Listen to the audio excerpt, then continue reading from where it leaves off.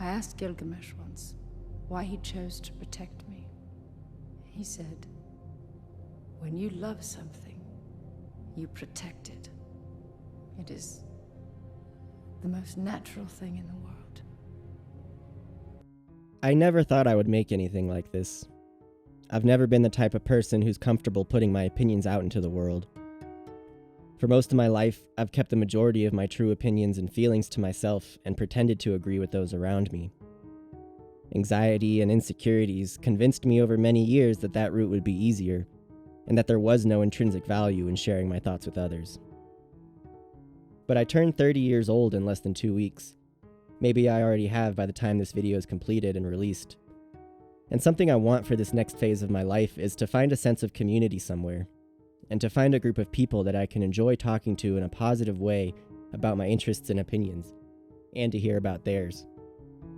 Because I truly am tired of pretending to be interested in things I have no interest in, only to fall on deaf ears when I finally have a chance to talk to others about what I am interested in.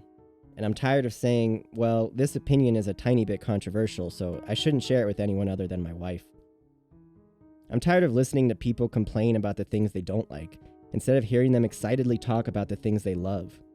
I don't mean I don't ever want to criticize anything, but even criticism can come from a place of love and appreciation. I just want to have a conversation about my favorite movies where the other side of the conversation isn't exclusively bashing what they hated. There's so much in this world to love, and people spend so much time talking about what they hate. I just want people to give things they don't like a second chance. I want people to have open minds when they see something new.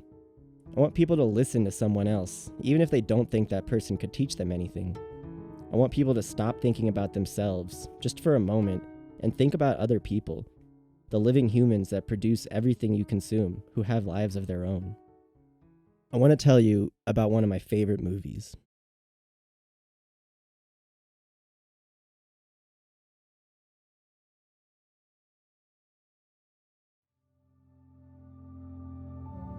To see the world in a grain of sand and a heaven in a wildflower. Hold infinity in the palm of your hand and eternity in an hour. Look, I get it.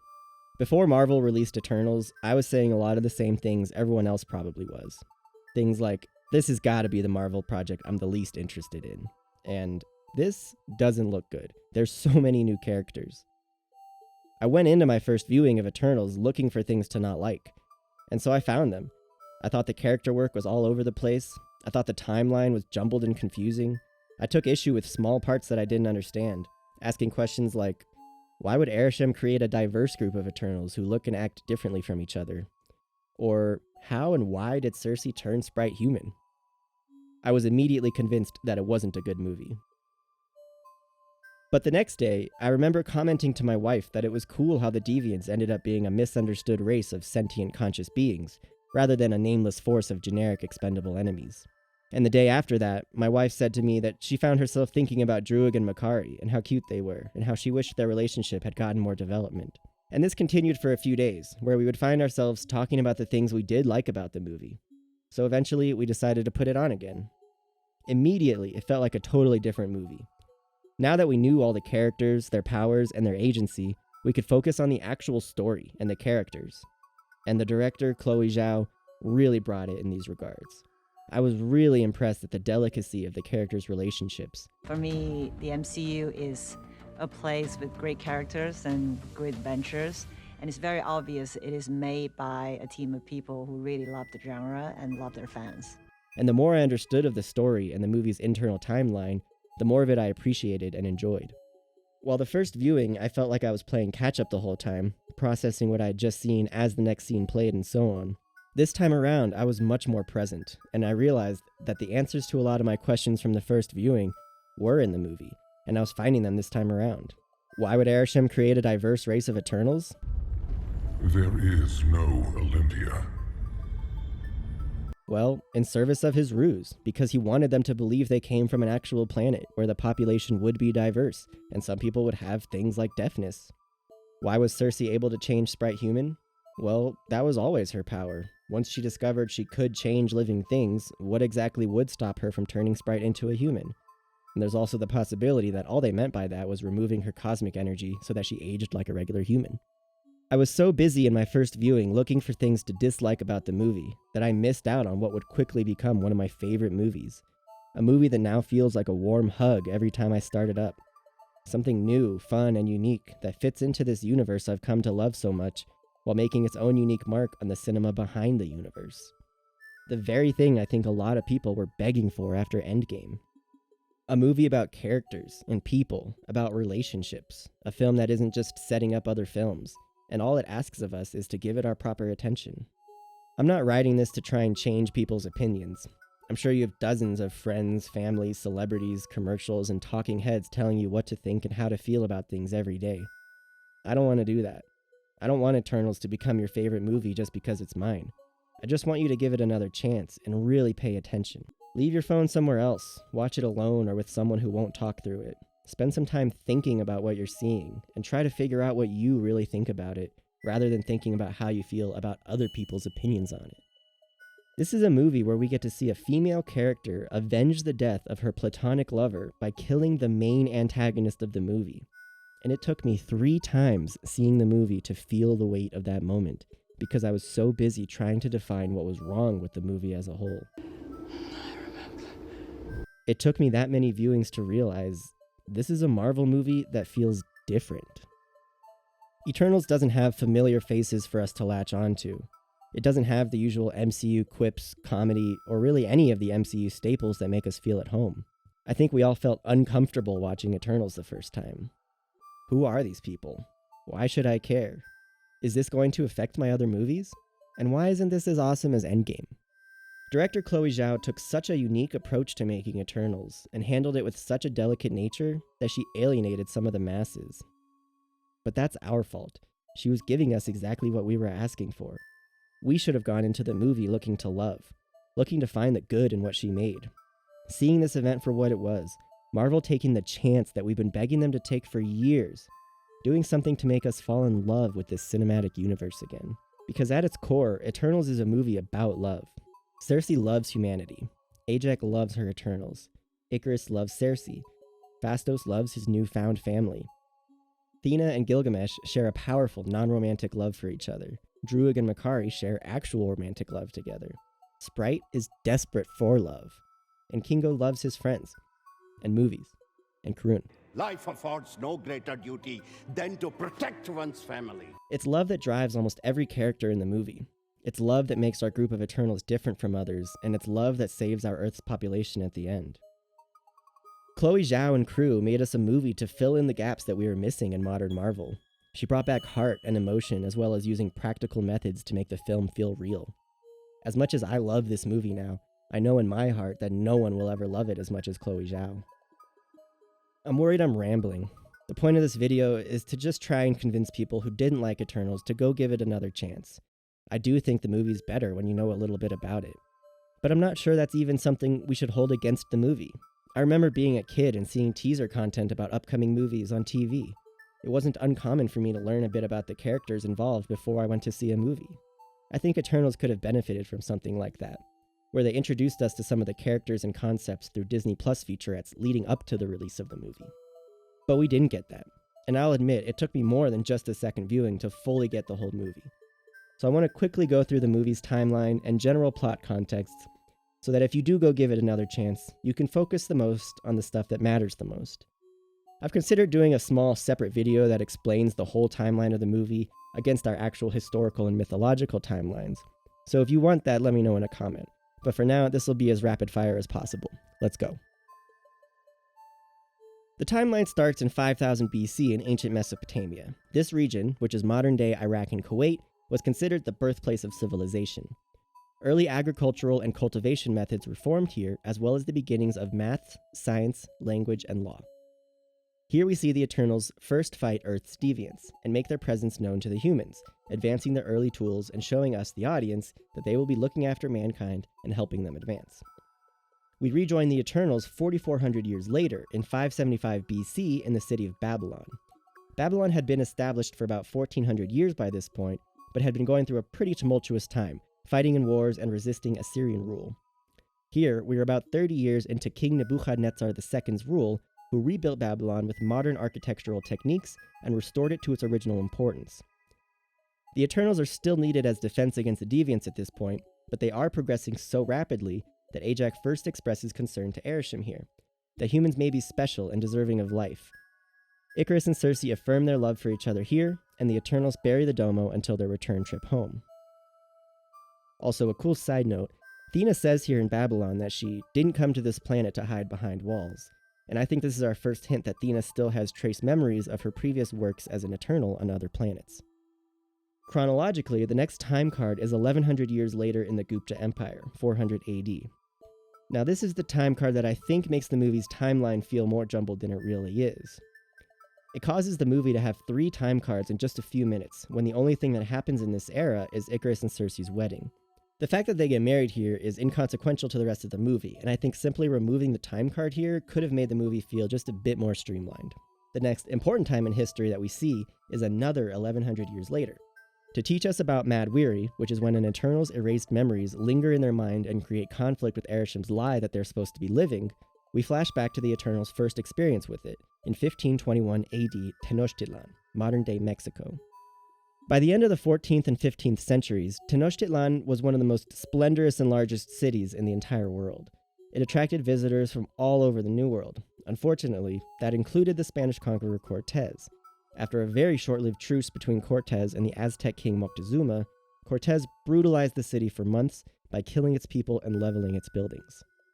Even after the battle itself was over, diseases that the Spanish brought with them overseas continued to decimate the native population, who sadly had no immunities to protect them.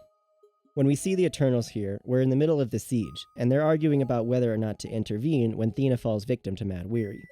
Afterwards, Druig still wants to intervene in the humans' conflict because he sees it for what it really is, genocide, and wants to stop it. This is where we really see how shaken Ajax's faith in Arishem is already. When Druig calls them out for being blinded by loyalty, you can see Ajax really considering whether that could be true. Tenochtitlan is where Ajax disbands the Eternals. They believe they've wiped out the last of Earth's deviants, and current genocide aside, mankind is flourishing across the world, and Ajax wants everyone to have a life of their own. Gil takes Athena to remote Australia to try and manage her Mad Weary, while everyone else goes their separate ways. Druig stays and takes control of everyone in the siege of Tenochtitlan. We won't see him again for 500 years when he's leading a small fishing community deep in the Peruvian rainforests. Personally, I think the movie's trying to say that Druig's methods of keeping peace via literal mind control does indeed hinder and hold back humankind. While the other Eternals in present day are living in fully modernized cities, the people Druig has been protecting for generations and generations are stuck back in a more primitive time, and they're also over 2,000 miles south of where he would have originally took control. We don't flash back again until the Eternals are recruiting Phastos, when we travel back to 1945 AD to see Phastos lamenting how his technology led humankind to design and utilize the atomic bomb against other humans in Japan.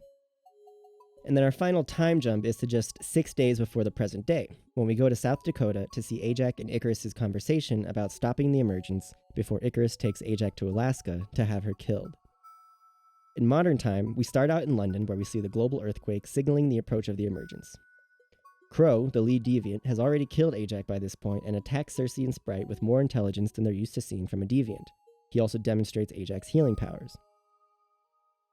Icarus shows up to help them fight it, and they all agree to go to South Dakota to Ajax's house to regroup.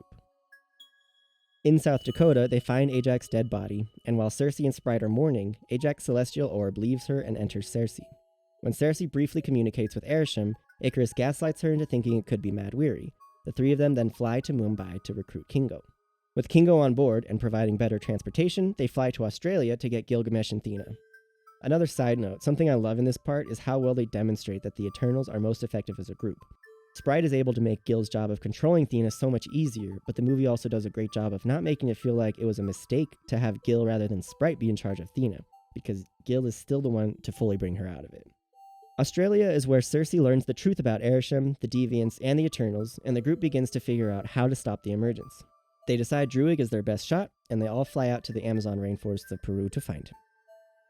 The Eternals are ambushed by deviants in the forest, and any good feelings about Cersei discovering the new extents of her powers are quickly extinguished by Gilgamesh's murder by Crow. After Gil's funeral, Druig admits he won't be able to overpower Tiamat on his own, so Cersei and Icarus go to Chicago to recruit Phastos, and they all meet back up in Iraq, which you remember is modern-day Babylon, right? To unearth the Domo so Phastos can work on some tech to help them stop the emergence. In the Domo, we're reunited with Makkari and learn about the Unimind from Phastos. Lots of drama ensues before Icarus reveals that he's known everything since Babylon, that he killed Ajak, and that he wants to stop the emergence. Big fight ensues, and I think you can follow the timeline through to the ending. I know that was kind of long, and thank you if you stuck with me. It may seem like a lot of extraneous information, but I really think the context helps to understand why we're jumping back to these times. Those periods of ancient history were so full of creativity, invention, and discovery that they're the perfect eras to show us the Eternals' effect on mankind. Speaking of showing us things, let's talk more about Chloe Zhao. Chloe Zhao is an indie filmmaker. Kevin Feige and Marvel gave her $200 million and said, "Go nuts." And she said, "No, go on location." Eternals probably has more shots on location than any MCU movie in at least 5 years. She pushed Marvel to spend the money to fly dozens of people out to remote parts of the world so they could use the real sun, real wind, real sand, and real earth to create some of the most beautiful shots in the MCU. Chloe Zhao had so much vision for this movie. You can tell she was seeing the finished project in her head while they were just beginning shooting. In the rainforest deviant fight scene, look at this clip of a deviant jumping from rooftop to rooftop. See how the camera lingers behind the action as the deviant jumps away, and you could choose to look closely at the CGI damage it leaves behind on the roof. This whole scene was shot in a real forest, so the vision of the CGI had to exist when they were shooting, and the execution of VFX had to match that original vision. Compared to other recent Marvel projects, there's no rushed feel to the CG in Eternals. Everything that is CG melds perfectly with the environments around it.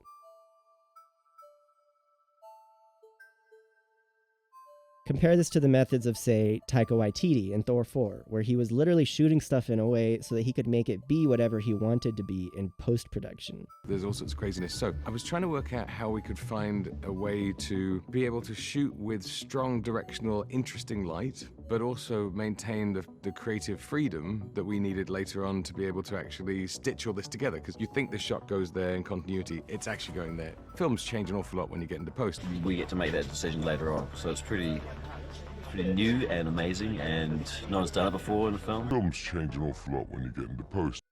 That's not good filmmaking. I think one thing that was really incredible what you guys did is that discipline of having that National Geographic approach even to the most, like a moment like this, the most dramatic moment is to keep the camera observational and allow the things that are incredible happen within the frame. Right away, we dive into one is what are we doing, but also how we're doing it. Because how we're making this film is going to define what this film is going to become. That's good filmmaking. Besides being a phenomenal director, I think Chloe's reach is also felt the most in the character work. I mentioned the delicacy in which she handles their relationships as a co-writer, but there's also consistency in the characters that you don't find in a lot of other movies. Characters don't do out-of-character things just for a gag. Everyone is very well thought out and stays true to who they are. Even Kingo, who's the part of the movie closest to being comic relief, has important character moments that I think add a lot to the movie. He is the only one to sit out the final battle because of his conflict between being a friend to his fellow Eternals and his duty to Arishem. This is an amazing, interesting, and valid point of view to illustrate in the movie that they could have just left out completely. They also didn't make Kingo act like less of an Eternal because he's funny or because he's been so close to humans for so long. As famous as he may have become on Earth, his first duty is still to protect humanity as an Eternal. When Kingo realizes Karun is filming the deviant fight in the forest, he chastises him for it and tells Sprite to get him somewhere safe. It would have been easy to make Kingo be the one who wants to get footage of the fight, but this character moment makes so much more sense for him. I don't want to spell out too much of the character work because I think that's the best thing to get from the movie yourself, so let's move on. Now, I won't pretend the movie's perfect. The last half hour drags. The timeline kinda needs about 6 minutes of some dumb dude on YouTube explaining the context of it. Druig probably should have died, even though that would have sucked. It would have probably made more sense and made the ending more emotional. And the damn solar flares. There's a freaking solar flare almost every time Icarus is on screen, and then they actually have him fly into the sun at the end. It's the only heavy-handed moment in the whole movie, and I kind of don't like it. It's too on the nose. We don't even really know that the sun would kill Icarus, and we just have to assume why he did it because there's almost no dialogue. It's not a great moment. I would have rather seen Phastos and the others stop him from flying out and convincing him to stay or exile himself or something else. They were all fed the same lies, and it just doesn't feel right the way Icarus leaves, even if it may be essential to continuing the stories. But Eternals is a movie that deserves your attention and rewards you for giving that attention to it. The closer you watch, the more you'll get out of the movie. Really try to put yourself into it. Feel Phastos' pain when he feels responsible for hundreds of thousands of lost lives. Think about your loved ones as Gilgamesh begs Thena to remember her family. Remember your own first crush when you see Druig and Makari flirting with each other. This movie was made with so much love that I promise if you watch it with an open heart and an open mind, you'll find something to love. If you can't, I hope that it at least makes you feel good. If it doesn't, I hope you can appreciate that hundreds of good people worked impossibly hard to create it, and any flaws you may find are not worth outwardly hating the movie over. You don't have to love Eternals. It doesn't have to become your favorite movie. You don't even have to feel any differently about it after watching it again. But I hope, if you're still watching this, that you'll go into your next new movie with love in your heart. Find just one thing, anything, to love in everything you do. We might just make the world a better place if we do. To see the world in a grain of sand, and heaven in the wildflower. Hold infinity in the palm of your hand, and eternity in an hour. Because that is love. And when you love something, you cherish it and protect it. It's the most natural thing in the world.